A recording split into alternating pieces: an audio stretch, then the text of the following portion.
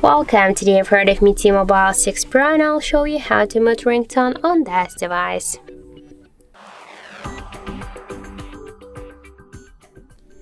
So first let's open the settings application, and after that we should tap to the sound section, and then we can see here the ringtone notification volume panel, and just to mute the ringtones we should hold and swipe here to the left side this dot, and that's it.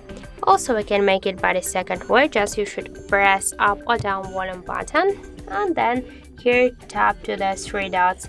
After that we can see here the same volume panels, and just to mute the ringtone volume panel we should also hold, press and swipe to the left side this ring volume panel, and then just tap here to done. And that's it.